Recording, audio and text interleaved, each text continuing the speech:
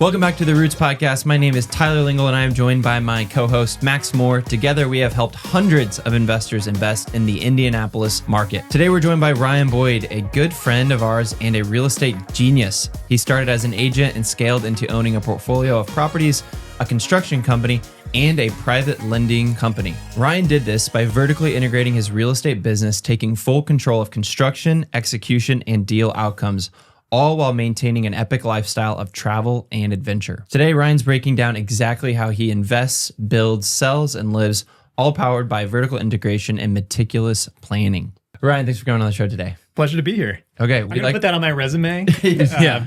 Just so you know. It's your LinkedIn post. We'll send you it after. Yeah. That's such a LinkedIn thing to say. It's all true stuff, though. You've done a hell of a job.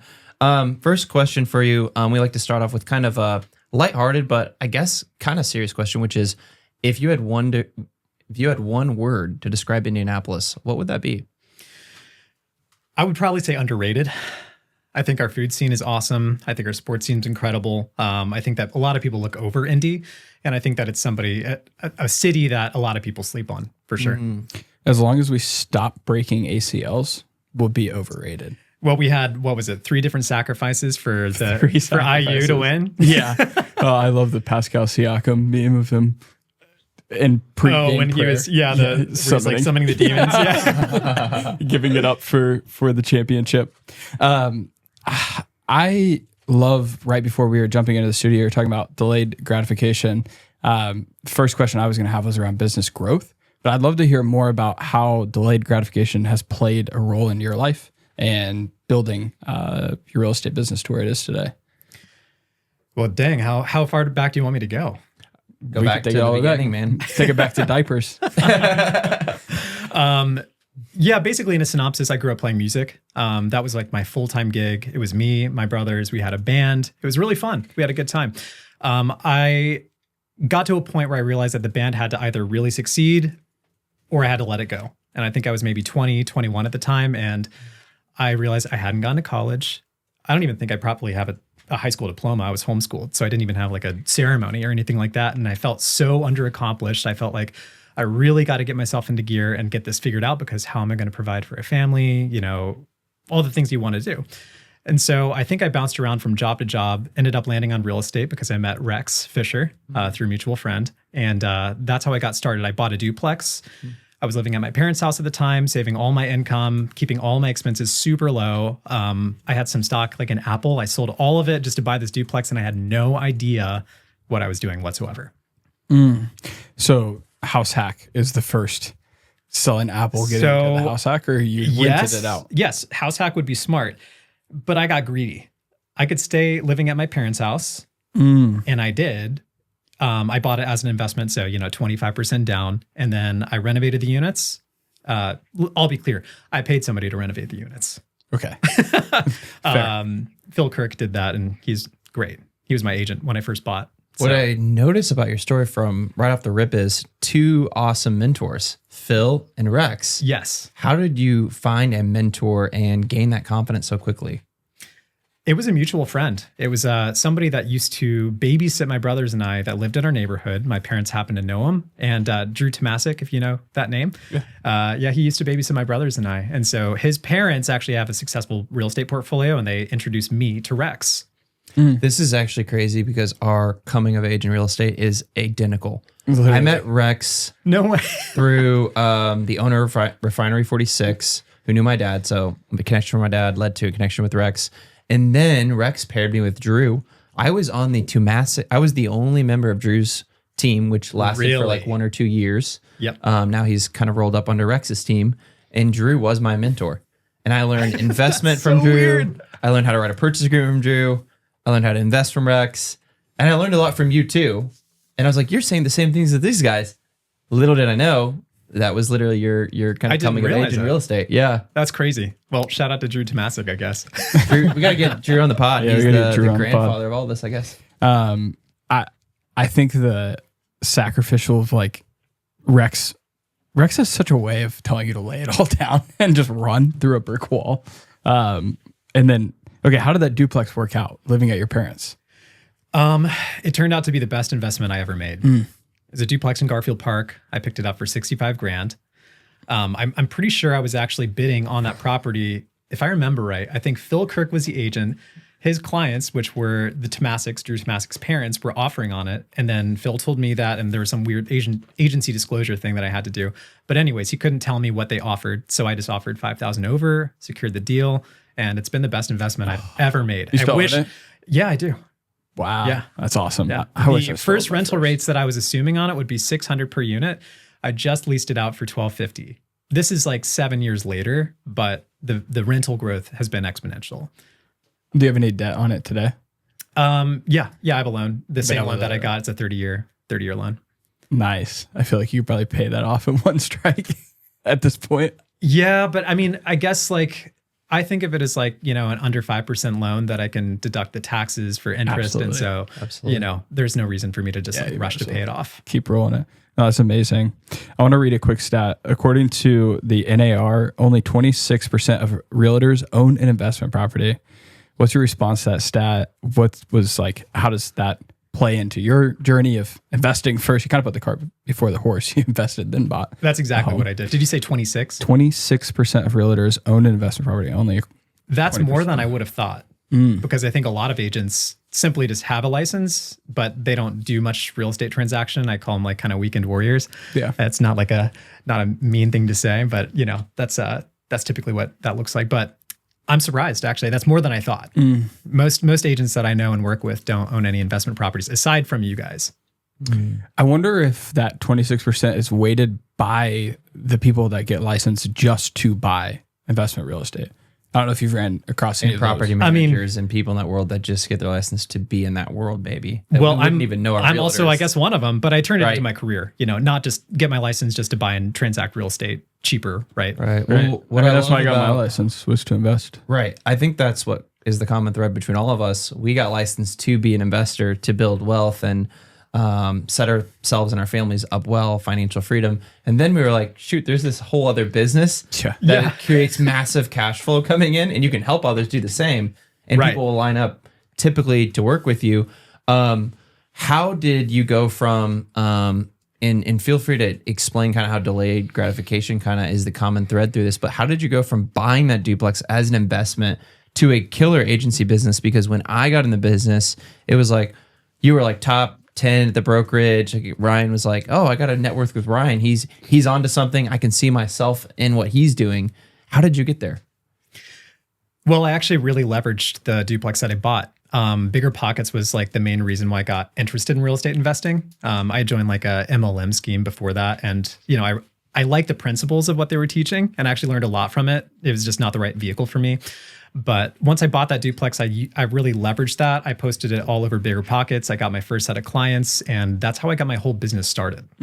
Just a success story. Yeah. I just posted the numbers on it. I got a couple different clients. I started networking within different Facebook investor groups, and that's how I got my business started. I'm not surprised. Live in studio behind your back, Will, you said 65K. Trace's jaw hit the floor of like, really? 65K? And that was 2018? The tail end of 2017 is when I bought it. Yeah. It needed a lot of work. I think I put maybe 30 or so grand into it. I found out what knob and tube was. I thought you were going to say 100. No, Into it. like 30. Yeah. Maybe nowadays with the prices, but no, 30 is more accurate. Yeah. Where's your agency business today? Is it mainly investors or has that pivoted? Yeah, I would say it's a little more investor heavy than real, like I call it retail, friends, family, neighbors. But I would say maybe about 60% investor, 40% retail.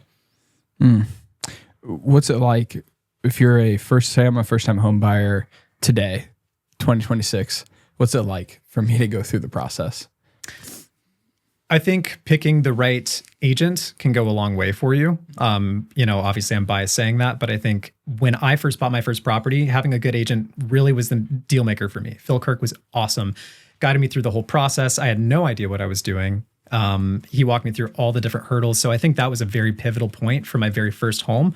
You don't always need a real estate agent by all means, but I'd say on your first property, that would be something to consider. Yeah, I think the agent means everything. And I will be completely biased in that. Totally biased, yeah. Yeah. What would you say to the person that counters back? Well, Ryan, when you bought, it was $65,000 in Garfield Park. That same home is $250,000, $300,000. It's not achievable. I might as well just rent. You know, you hear all this stuff.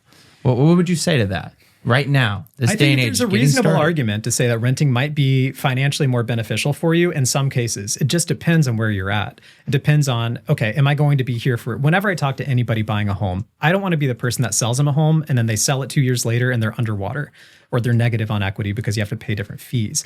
I always tell my clients, I would plan to at least stay here 3 years if you want this to be a successful investment. Because I think if you buy and then sell within a year, I've seen a lot of clients of mine actually do that and they go a little bit underwater, not substantially, but a lot of them got saved by appreciation, but that's never guaranteed. But I would say in general, if you're wanting to set your roots down or you have an investment strategy, buying a duplex, house hacking it, one client of mine, that's what he's done. He's bought a duplex, lived in one side, rented out the other, did a 3% down. Successful story. And then he just repeated that again into his next property. And he was able to buy a triplex in Fountain Square. And he's got an incredible Airbnb business going on. What one of my mentors always tells me is like, you just got to do that first. Once you get your foot in the door, you have something to play with. It's going to grow that equity snowball. You can refi it, you can cash flow it, you can sell it, right? But like getting that first feels like this Mount Everest of a thing. So you don't know what, you know, the taxes are, the insurances, and how to rent and Zillow. Like you've never done it, but that is what goes back to what you said about finding a really good agent. Guys, I just have to say this. It's not about the agent. It's about the education and mentorship they will provide. 100%. The value. And you do such a good job on your social media and just talking to you on every time I talk to you, I learn something.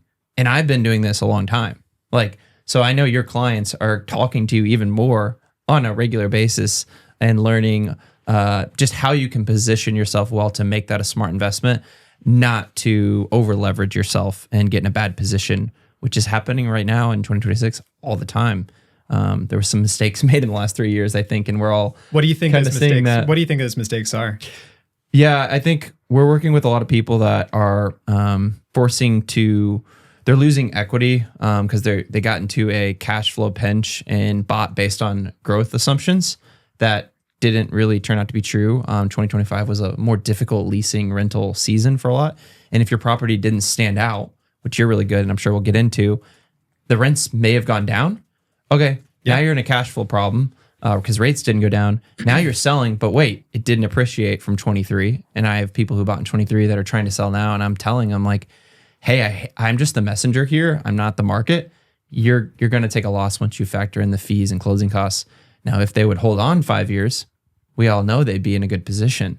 So you have to delay your gratification. You're not going to see millions from that investment in the first 2 years or even thousands, right? Well, I mean, cash flow is always one part of the game, right? You have appreciation potentially. You have equity pay down. You can use the interest or even losses against some of your personal income, depending on who you are. So some clients of mine, they don't even need the property to cash flow because they can use it against their income and they're expecting future growth. For instance, I have a lot of people that are looking in, say, Westfield or a developing market, Noblesville. They're not cash flow markets by any means, but the appreciation and the equity growth and then some of the tax advantages you can use to it. I think everybody focuses just on cash flow, which is not the end all be all. That's not how you become wealthy, in my opinion. Cash flow is great, but it can be eaten up really quickly. And I think if you want a cash flow, you just need to become an LP and open up the 401k or the IRA and invest in somebody else. Yeah, right? Like a syndication or something like that. Yeah. But even those don't always pay out dividends. So that's true. You have to bet on the right horse. I'm a shiny pony if you want to bet on me. I think unbiased. He's been saying that every episode. Yeah. Nobody's bet on me yet. No, I'm just kidding. I'm kidding. He's an untested horse. No, I'm just kidding. I always coach clients at year one, just stuff 10K in the checking account. Like with your closing costs, put an extra 10K in whatever rental bank account you open. Year two, like an escrow account. Yeah, just for yourself. And year two, just immediately Jan 1, throw 5K in there. Year 3, you don't have to anymore. Year 4, maybe start taking dividends out if you want. And absolutely, it's just a peace of mind way to go about it.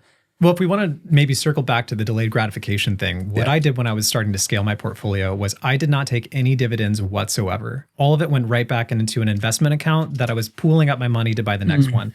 I wanted my first house to buy my second to buy my third, et cetera, et cetera.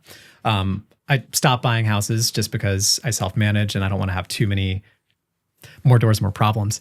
Right. But they're all very good properties, and my construction team's integrated well with that. What would you say to somebody that is like, I can buy turnkey rentals and build wealth off of that, just straight up moving somebody in day one, turnkey portfolio? Just that's your strategy? Yeah, just buying turnkey. Yeah, I mean, I think that's a viable strategy. I think that's probably one of the most underlooked strategies ever, because everyone's trying to do something fancy. They want to do the BRRRR. They want to do, short-term rental. If you have the ability to put 20% down on a good, solid investment property where the tenant can pay a majority of your mortgage, I think that's a fantastic opportunity. I think that's a great way to start. And a lot of people that I know are just wanting to do the fancy strategies like the BRRRRs. And those are great. But there's, for every letter of BRRRR, there's another part of the element that could go wrong. Yeah. There's risk. You could go wrong on the buy. You could go wrong on the rehab. You could go bad on the rent, and the refinance. Every letter has a problem. Right. And that risk is multiplied the further away you are. Every 500 miles, that's going to be more logistically challenging. You're going to trust more and more. So I like to say, if you're going to do a value add, great. You need to have proximity to the streets and eyes on the property, and physically even if you're using contractors. Whenever I've done a rehab outside of using your team, which we'll get into, I've been a little more hands off there because you're those eyes. But when I was using Barry, my other contractor, Barry's great. Shout out but Barry. I visited every week, and it'd be like, there's a blue tape item, there's a blue tape item, there's a blue tape. Those people are trusting us as realtors. And I'm sorry, sometimes we have a lot of homes to sell. We just can't be you.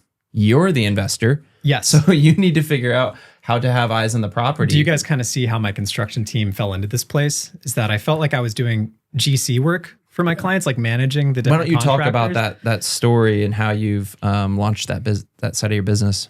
Well, I worked with a lot of out-of-state investors, especially like early 2020s. That's weird to say.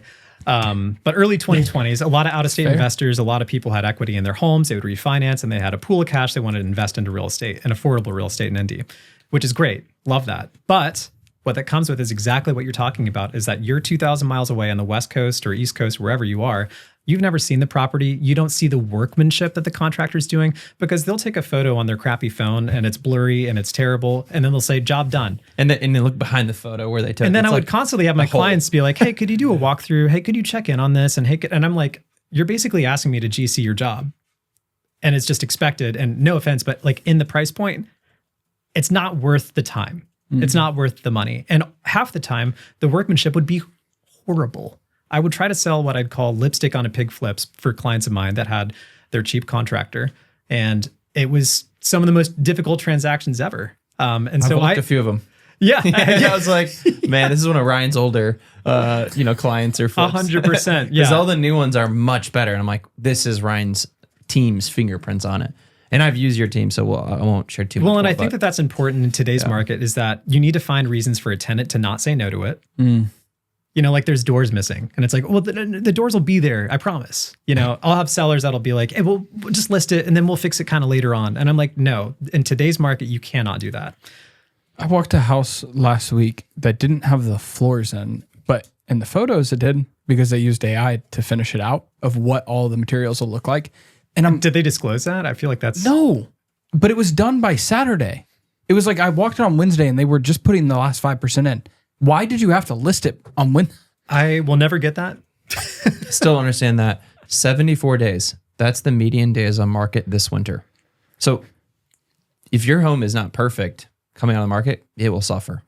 That's what that's telling me. What are some of the things that we can do to stand out? Intentionality. I think for a space, it's important to think about the audience that's potentially buying it. So think about like the type of buyer that would be buying this home, whether they're maybe a young couple starting out, maybe it's a ranch in the suburbs, and you think that it might be maybe an older couple or whatever, fit your property to that demographic. I think is really important. Find out what people are buying, find out what people are interested in. If you need to add the barn door and you don't like the aesthetic of the barn door, well, that's okay, because the buyers in this area do. Or if you're in Irvington, you need to have like a bit of a weird eclectic, restored old home. Maybe don't do like the modern renovation because that's not LVP. Yeah, don't do gray LVP. Don't do white cabinets. Irvington, bungalow. It's so cringe. And Irvington, a lot of the buyers want the traditional old home. It's just a very unique buyer pool, and I think it's important to think about who's going to be renting it, who's going to be buying it, and then make your house stand out when you're looking at the market. Take a look at the other homes that are on the market and be like, okay, are we going to be part of the sea of inventory, or is our house going to stand out, whether it's price, whether it's marketing, or whether it's finishes, and price it accordingly. Well, you literally just hit the nail on the head because you're creating a unicorn, whereas everyone else is just looking at, let's look at what everyone else doing. is creating the sheep. Literally the sheep, and you're standing out. I want to hit on something, which is every week I see a new listing with Ryan Boyd's name attached under 250 that looks incredible. And I look at the area, I'm like, okay, it's okay area. How are these, I'll just call it C+, B- flips in affordable price ranges? That seems to be your niche. Is that your niche? And how are they performing, and how are you succeeding in that? Details. I think details are important. Making sure the project's fully done. When your client says it's done, I always do a walkthrough, and I'm like, I'm going to walk through as a buyer's agent that's blind. And here's what a buyer's agent's going to point out. And here's what buyers are going to be concerned about. So let's address this now rather than later. I think that's so important, especially the first, 2-3 weeks, 2 to 4 weeks on the market. You got to hit the nail on the head. It's got to be a sellable property. Find solutions to problems beforehand. For instance, if there's not a fence in the yard and you're selling in Broad Ripple, well, a lot of people in Broad Ripple have dogs and they want fences. So let's have the fortitude to say, seller is willing to provide a fence credit upon, a suitable offer. Boom, problem solved. Because when a buyer's agent's walking through it and the buyer's like, oh, well, there's no fence in the yard, buyer's agent, if they're good, could be like, okay, well, the seller's willing to offer a credit for your problem. So solution already figured out. I think that's important. How often are those your flips versus your clients? Majority of my clients do the flips. Okay. Yeah. So you're just the service provider, the realtor, the contractor, and sometimes the lender. Sometimes the lender. Does that feel like a high leverage point if the deal bombs? Well, you run a preliminary analysis. It's similar to if you're a mortgage broker, you want to, run your own appraisal. And me being a real estate agent, I typically know what the property would be worth once it's finished. If it's a neighborhood I'm willing to invest in, if for some reason, God forbid, the deal doesn't go through, the whole deal falls apart, well, then at least I'm owning a quality property, right? Because I have a lien on the mortgage of the property. So I'm basically acting as if a bank. So you have less risk than the actual investor in some ways. In some ways, yeah. Depending on the amount of funds that are being loaned out. Yeah. I was just going to ask, well, why not just charge 12% on your money and have the investor wire you cash to Say go that do again? it? Why not just raise private money for yourself to go do the flip was going to be my next question. Well, for certain clients of mine, specifically the one that is giving me a lot more listings, we have a really good setup where I'll provide funding for them. I know them. They're my friends. So we have a really good setup there. But they find a lot of their properties off market. They have a whole ecosystem. So they're finding a lot of them, and then you're just assisting. You're lending them and helping with the contracting side, or no? They have their own contracting team. Sometimes maybe also you're the every once in a while. Mostly. Primarily their agent. Okay. Yep. Yeah, I know. I'm not going to name. I don't know. You can name the name if you want, but I know who this is, and they're all like 200 to 225, and they look like luxury homes, but it's on like Bancroft or it's on Churchman. It's not like Meridian Street. But I love that because there's a huge marketplace, I think, for those types of finishes at the affordable range. Well, when you're competing against out-of-state flippers, it's not that hard to stand out, right? Because all it takes is some simple design work. And my client, not that their designs are simple, they're eloquent. So it's so easy to stand out. And I think that's important. I love that. That's my entire portfolio is in those neighborhoods that you're talking about. Mm-hmm. And I'll tell people, I have 1,600 in rent on the street. And they're like, huh? I have 900 or like 1,100. I'm like, I have the best tenants ever. And they're like, my place just got completely shredded by squatters. And how are you crushing on the street? Because my house looks, what I have are the finishes that Fountain Square for 1,600 should have. Fountain Square is the location. I have the finishes. So it's a dilemma of what do you want? Do you want the location or do you want the finishes? And then you just attract people that like the nice home and want that luxury feel. It's a good niche. Yeah. It's a really good niche. I mean, honestly, when it comes to design work, honestly, AI is incredible. You can superimpose, say, for instance, I was playing around with some tile work for a shower of a flip that I'm doing. And I was asking ChatGPT, I took a photo, I uploaded it, and then I took like a screenshot of like a Home Depot link. And then I had ChatGPT impose this tile, and then I could just self-envision it. It's not super hard to do. And I definitely recommend that you consider that as you maybe work with your projects. Yeah, I love that idea. It'll make the design a lot easier. Or just hire Ryan. Or just hire as me. I've done. Yeah. Because you are competitive with many of the contractors in the city, but you provide that AI touch. And I realize I'm giving you immense high praise in this podcast. Like, this guy's a shill for Ryan over here. I've literally used you on 2 renovations, and it was better than every other experience. Those 2.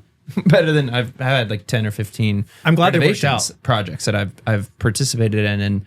And one's not renting, and it's not your fault or anything. I just like listed it for sale, and then it got broken into because I ripped out my security system because the batteries were out, and I didn't replace it because I went to vacation, got broken into. Then all the people that toured it were like, somehow they knew it got broken into. And it was staged. Did they take the furniture? What are they? I had some staging taken. Oh, now I'm on the rental market. It was like, we just had a foot of snow. It's like 22 days in the rental market. So now I'm dropping the rent. I'm like, I might as well just, if we get February or March, I might as well just put this back up for sale. So I'm kind of, and that's been vacant since September. Again, that was not your team's fault. You were in and out. I've been like back, forth. We did a whole mini-sode about this property. And the result was. Can I ask a question? Did you put your sign out front? I took the sign down. Okay. It was up. It's not there anymore. Yeah, I think on Emerson, on like a main street like that, I think having the sign up is like an open target for somebody just driving by. It's like, oh, the house is for sale. Let me look up the house. I thought my Simply Safe sign would work. Fair enough, but it didn't. They just broke right in. Anyways, they used the most intricate method of breaking the master lock. Like my contractor said, whoever did this like was an expert at breaking locks, because it wasn't like pounded in. It was like they undid it from the inside. Like your door lock, like the master lock with the lockbox. No way. Like with a paper clip or something. They did it in a very technical fashion. My contractor, who deals with all these crappier areas and has a lot of break-ins, said he's never seen someone break in this way. So I had like an expert. It's almost an honor. It was almost an honor. Yeah. They cracked the code. Hopefully, you're like at least it was a cool robber. But at least it didn't break a window. But the other one that basically used the key to get in. Yeah, they used the actual key by breaking into the master lock. The other renovation project that you helped me do, which I think is worth mentioning, I bought an off-market property on College Ave in Broad Ripple, and this has been a home run. I mean, you did it. You guys did it in about. That one took a little longer. It was a bigger scope. It was a big scope. A month or. We focused on one unit to get it ready, and then we moved shift to the other one. So I had one rented before the other side was done. Both rented in less than a week for, I would say, almost above market rent, like $1,700, and I thought it'd be like $1,600. And gold finishes, sage green cabinets, natural hardwood, looking floors, basement conversion, just dialed. I mean, I plan to ride that one till the mortgage is paid off and give that one to my grandkids. That's awesome. So I'm glad it went well. Yeah. That's another example of I picked out the designs and finishes for what I thought the rental market would be. And I'm glad to hear that worked out. And it seems like that's the strategy. I mean, you don't necessarily want more contracting work, right? I think I should put the disclaimer on. Yeah, I mean, like it depends. I'm always happy to help if that's something that I can provide. I like to keep my team busy. You like to work with great clients. Let's just be honest. That is important to me. Yeah. I definitely like to work with people that are maybe dialed in, typically, that know what they're looking for. Our listeners. Nice. Are dialed in. Step one. Absolutely. Step one, bet on the horse. Step two, we'll go do a flip with Ryan. Yeah. I'll just be partying in the background somewhere. Nice. Sounds good. How do you stay balanced operating across the flips going on? You've got listings, you've got all this going on. Where I run into is I'm like, okay, I've got 10 listings on the market. I have 10 listings on the market. I have all this team that I have to take care of, the podcast I have to do, the media, the social media, the showings, all this. It's like, and I have a flip. How do you prioritize what to go to and what to focus on? It's all up here. Dang it. It's almost for me, it's like I have a lot of things going on, but I just can't let my ship sink. And I think the drive of that helps me just keep everything running pretty smooth. You have to decide which ship is important and which one's okay to be a little like rubber ducky sinking to the bottom. Yeah, it feels like there's 3 ships all put together in one, and I'm just like trying to keep them all together all at the same time. But no, it's a really well run system. Any icebergs ahead?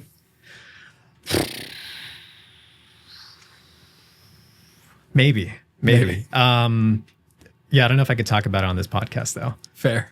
We'll hit that off air for legal reasons. No, interpersonal stuff can always be challenged. I don't know if it's interpersonal. I'm just guessing those can be. No, I could talk about it, but I just have to leave names and stuff out. Yeah, so we can call this.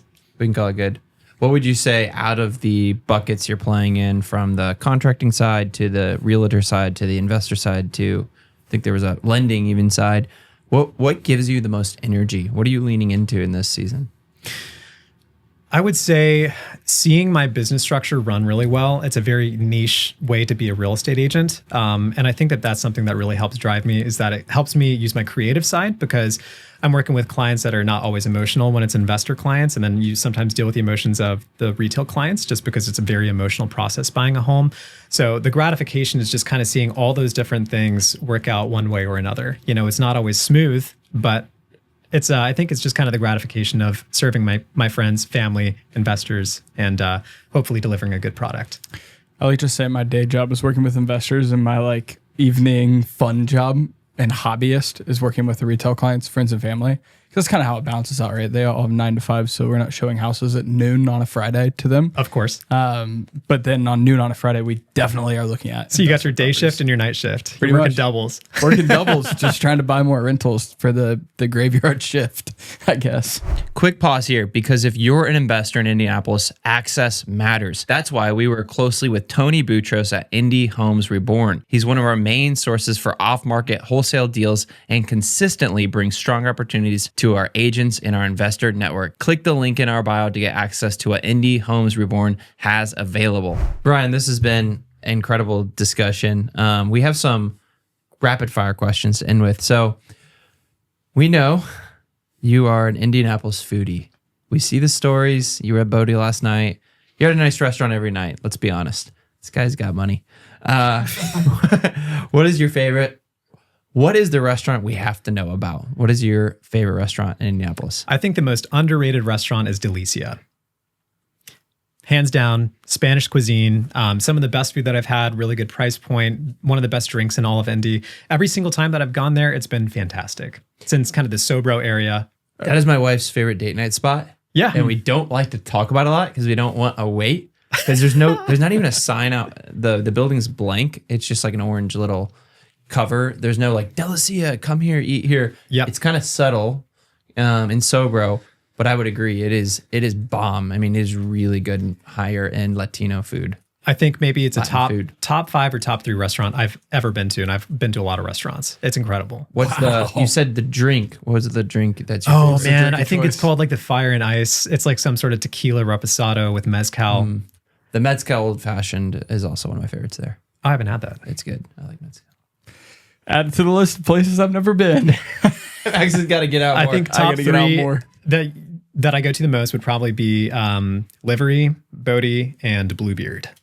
Okay. Those are That's all fair. fire. Yeah. I mean, yeah. Yeah. Bluebeard's I haven't been to Bodie. I saw it on your story last night. I gotta try it out. What's one habit that changed your life?